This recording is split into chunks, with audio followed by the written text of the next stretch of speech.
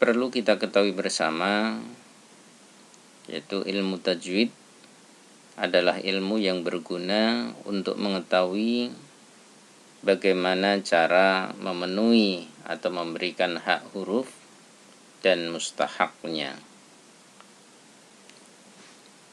baik yang berkaitan dengan sifat, mad, dan sebagainya, seperti tarqiq dan tafkhim dan selain keduanya tersebut.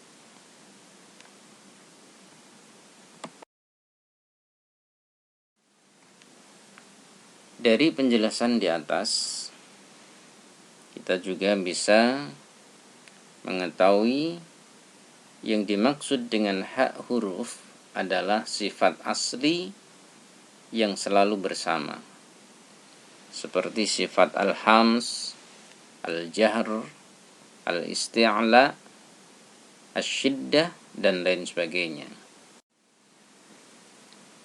Sedangkan yang dimaksud dengan mustahak huruf adalah sifat yang tampak sewaktu-waktu, seperti tafkhim, tarqiq, ikhfa, dan lain sebagainya.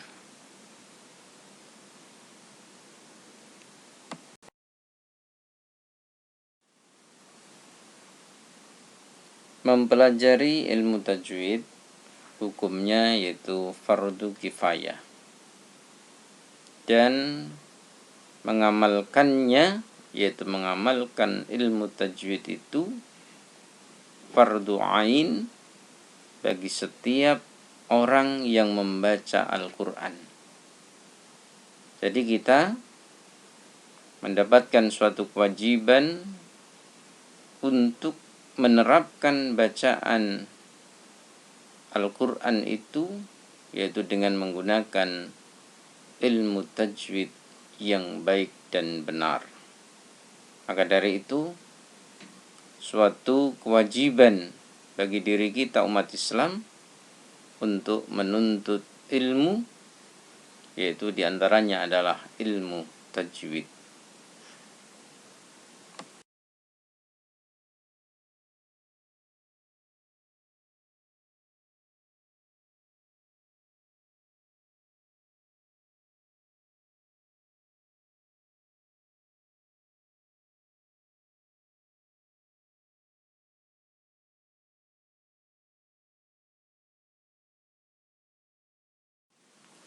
Pembahasan dalam ilmu tajwid diantaranya yaitu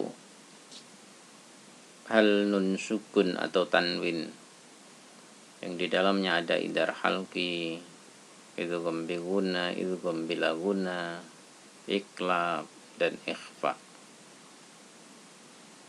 Pada bab mem sukun dipelajari ada 3 hukum bacaan, yaitu idhar syafawi, idgham misli atau biasa disebut idgham mimi, dan satu lagi yaitu ikhfa syafawi.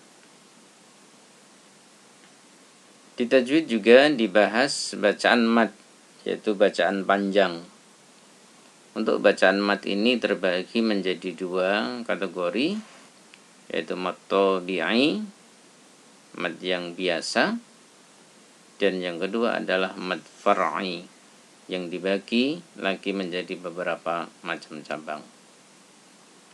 Bab yang lain diantaranya adalah qalqalah, adalah qalqalah sughra dan qalqalah kubra. Dan juga yang perlu kita ketahui dalam pembahasan tajwid yaitu hal waqaf.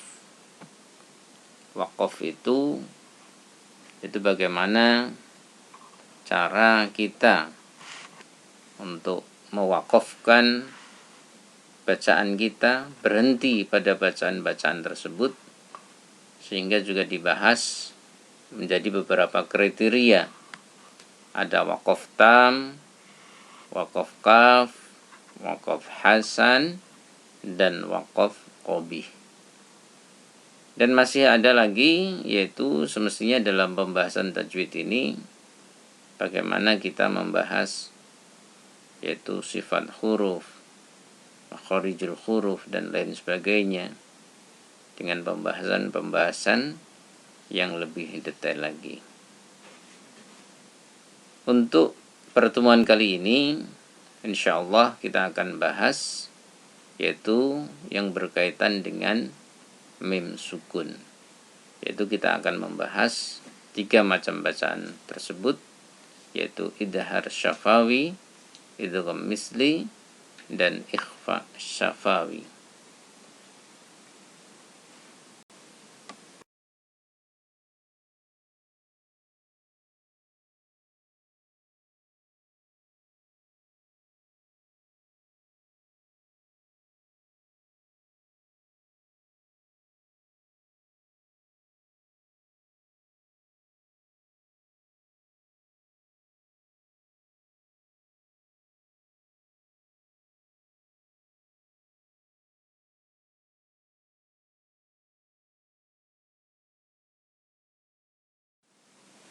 Pembahasan kita yang pertama yaitu berkaitan dengan mim sukun bertemu dengan ba,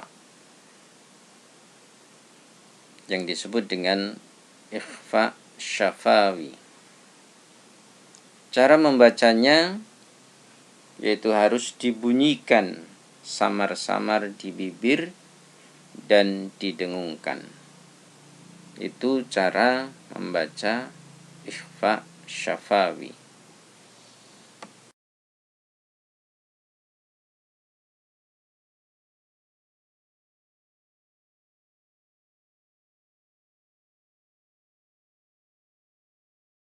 Wa ma hum bi kharijina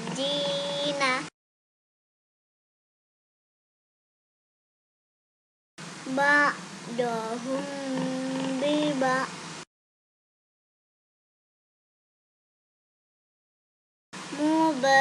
mubtalikum binaharin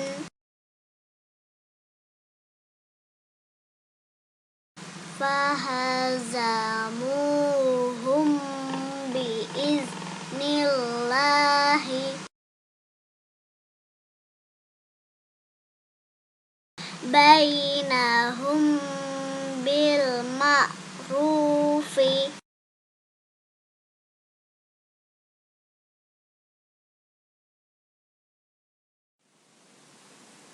Hukum bacaan yang kedua pada bab mim sukun ini yaitu idgham syafawi atau misli.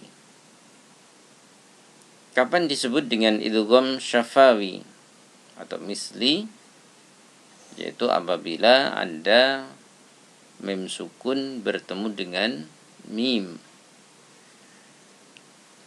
Yang cara membacanya adalah seperti menyuarakan mim rangkap atau ditasydidkan dan wajib dibaca dengan dengung.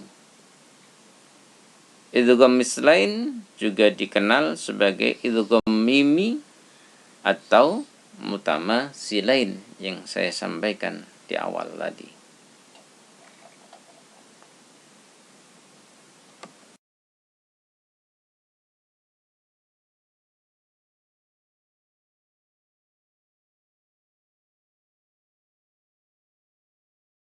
Qulubihim maradun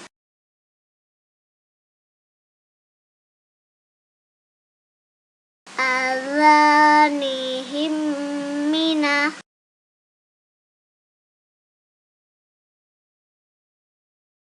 ya'tiyannakum minni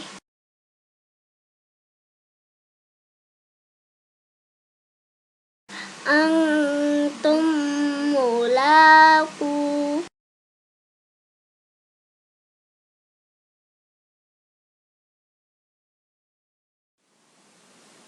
Untuk pembahasan yang terakhir di bab mim sukun ini, kita akan bahas yaitu idhar syafawi.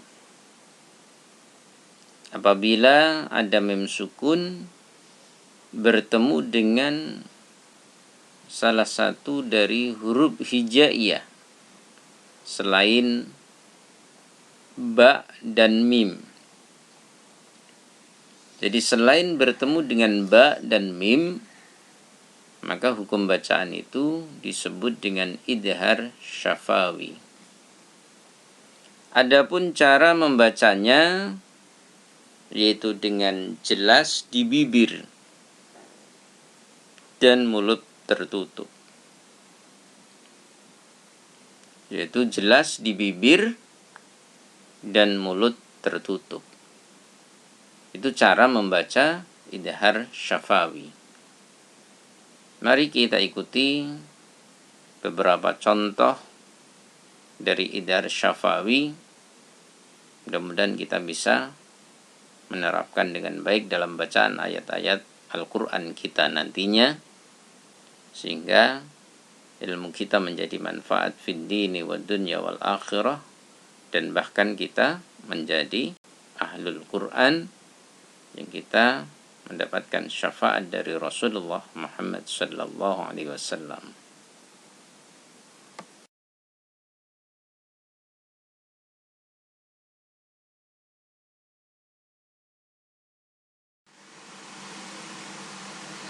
Fa in khiftum alla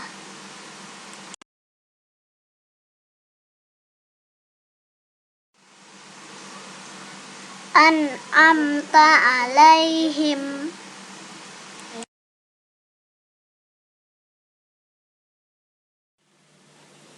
bainahum summa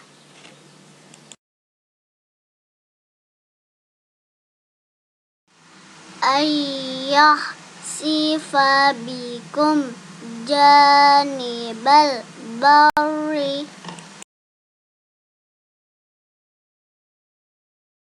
illa kalam khil basari